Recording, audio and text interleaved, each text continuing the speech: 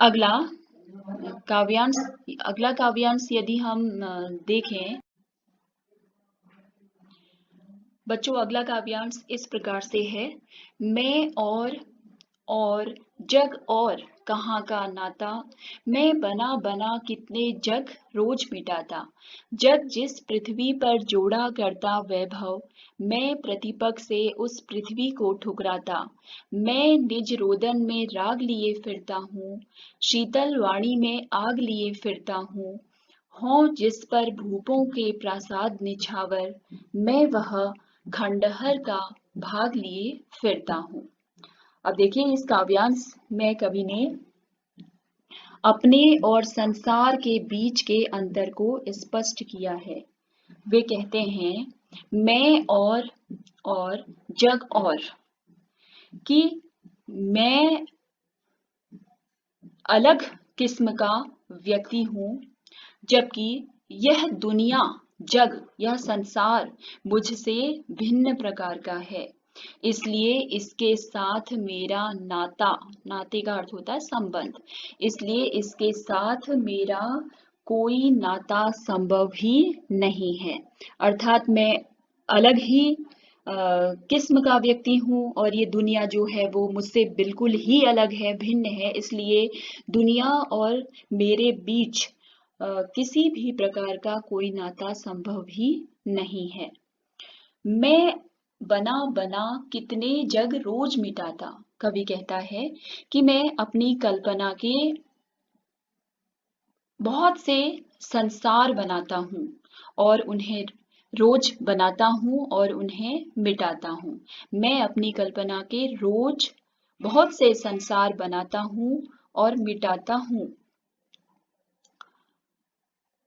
जग जिस पृथ्वी पर जोड़ा करता वैभव, और कवि कहते हैं कि यह दुनिया तो नित्य सुख और समृद्धि के साधनों को, वैभव का अर्थ होता है समृद्धि, निरंतर सुख और समृद्धि के साधनों को जुटाने में व्यस्त है, लगी हुई है, भौतिक संसाधनों को जुटाने में लगी हुई है।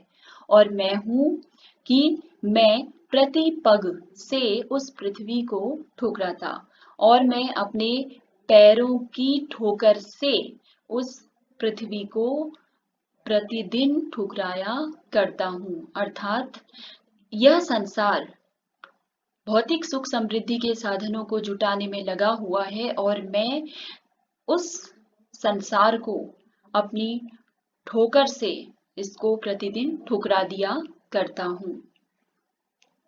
अर्थात धन दौलत के पीछे भागने वाली दुनिया कवि को बिल्कुल पसंद नहीं है और वह उसे ठुकराता हुआ चलता रहता है। मैं निज रोदन में राग लिए फिरता हूँ, शीतल वाणी में आग लिए फिरता हूँ। कवि आगे कहते हैं कि जब मैं रोदन का अर्थ होता है रुदन, मैं जब रुदन करता हूँ तब, राग का अर्थ होता है प्रेम, तब उसमें से प्रेम की अविरल धारा बहती रहती है। जब मैं रुदन करता हूँ तो उसमें से प्रेम की अविरल धारा बहती रहती है। शीतल वाणी में आग लिए फिरता हूँ। मेरी वाणी भले ही कैसी हो, शीतल हो, किंतु वह ऐसे शब्दों का उच्चारण करती है जिनमें आग होती है। अर्थात संसार की जो विसंगतियां हैं, जो विषमताएं हैं, उनको जला डालने की क्षमता मेरी शीतल वाणी में है। शीतल वाणी में विद्रोह की भावना झलकती है। हों जिस पर भूपों के प्रासाद निछावर, मैं वह खंडहर का भाग लिए फिरता हूँ। अब कवि कहते हैं कि मेरा हृदय एक ध्वस्त इमारत की तरह है,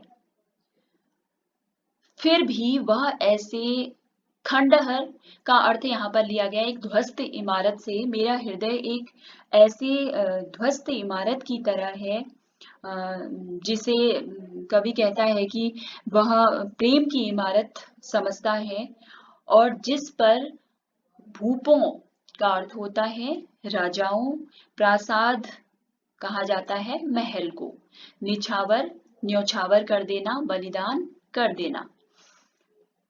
कवि कहता है कि यद्यपि मेरा हृदय एक ध्वस्त इमारत की तरह है, ध्वस्त इमारत की तरह है जिस पर सम्राटों के, राजाओं के आलीशान महल भी लुटाए जा सके। कहने का तात्पर्य यह है कि प्रेम की ध्वंस इमारत महल की तुलना में, राजाओं के बड़े बड़े आलीशान महलों की तुलना में अधिक मूल्यवान हैं। अब काव्यगत सौंदर्य की बात यदि की जाए इस काव्यांश में, तो इस काव्यांश में वियोग श्रृंगार का आभास हमें मिलता है और रोदन में राग और शीतल वाणी में आग में विरोधाभास अलंकार है। बना बना में पुनरुक्ति प्रकाश अलंकार है।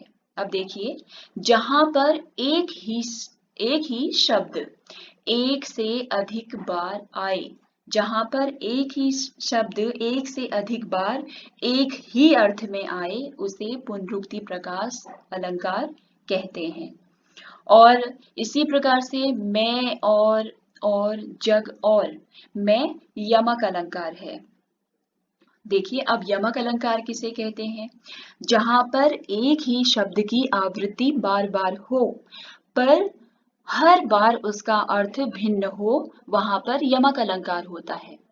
जैसे यहाँ पर मैं और जग और, तो यहाँ पर और जितनी भी बार प्रयुक्त हुआ है इसका अर्थ यहाँ पर भिन्न है, और शब्द 3 बार यहाँ पर प्रयुक्त हुआ है, लेकिन प्रत्येक बार इसका अर्थ जो है यहाँ पर भिन्न है, इसलिए यहाँ पर यमक अलंकार है। अब अगले काव्यांश को हम देखते हैं।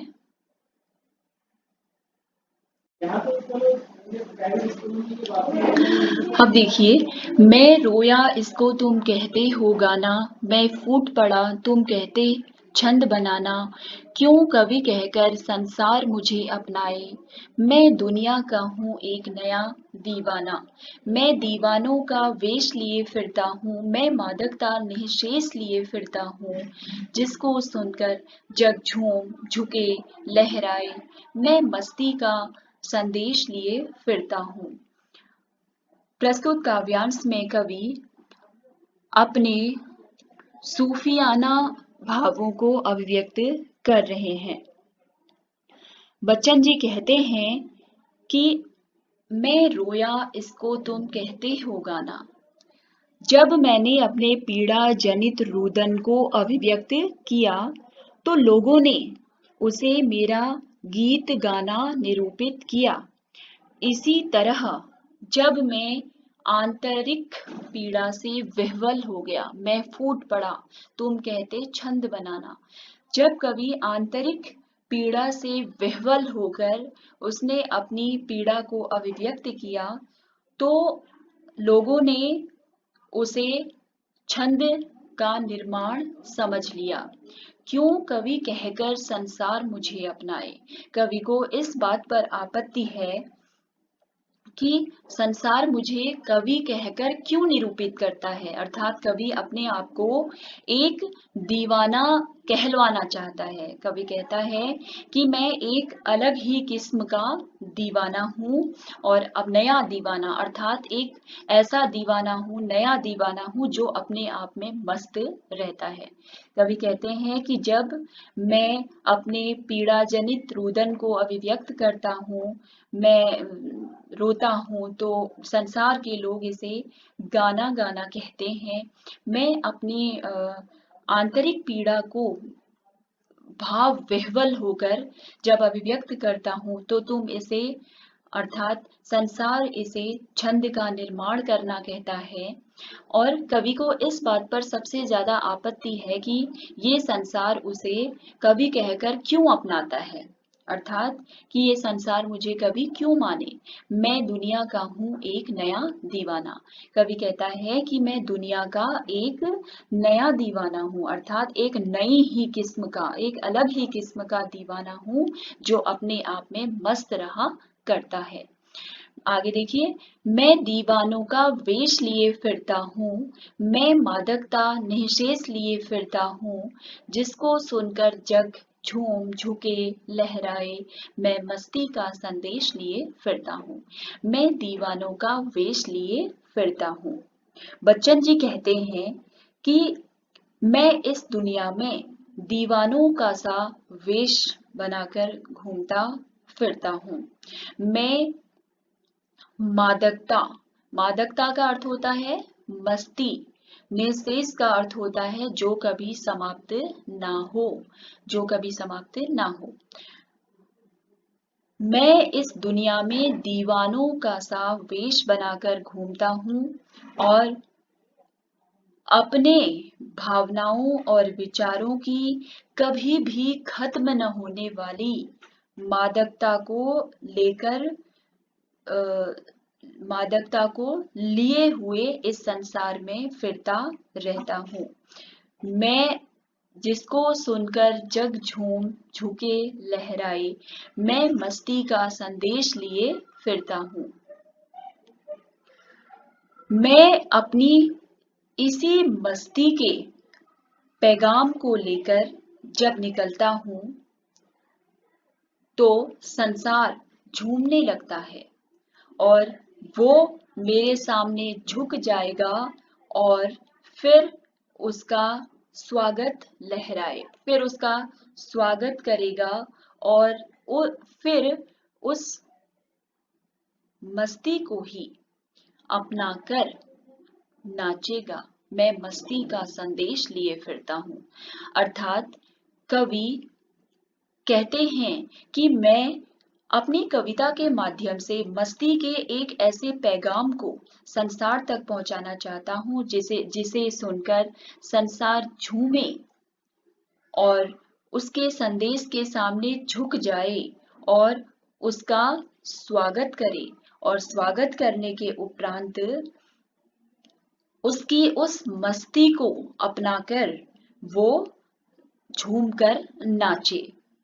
अब इसके काव्य सौंदर्य अब हम इसके काव्यगत सौंदर्य की यदि बात करें तो इसकी पहली 3 पंक्तियों में मैं रोया इसको तुम कहते हो गाना, मैं फूट पड़ा तुम कहते छंद बनाना, और क्यों कवि कहकर संसार मुझे अपनाए। इन 3 पंक्तियों में विरोधाभास अलंकार है क्योंकि इन 3 पंक्तियों में परस्पर विरोधी विचारों की अभिव्यक्ति की गई है। इसी प्रकार से क्यों कवि कहकर संसार मुझे अपनाए में निषेधात्मक कथन देखने को हमें मिलता है, क्योंकि बच्चन जी कवि के बजाय एक दीवाना या कलंदर कहलाना ज्यादा उचित समझते हैं। क्यों कवि कहकर में अनुप्रास अलंकार है क्योंकि यहाँ पर क वर्ण की आवृत्ति 3 बार हुई है। क्यों कवि कहकर क और इसी प्रकार से हम आगे देखें इस काव्यांश में शांत रस है और भाषा जो है सरल और सहज भाषा को कवि ने इसमें प्रयुक्त किया है। इस प्रकार आत्म परिचय कविता का वीडियो यहीं पर समाप्त होता है। धन्यवाद।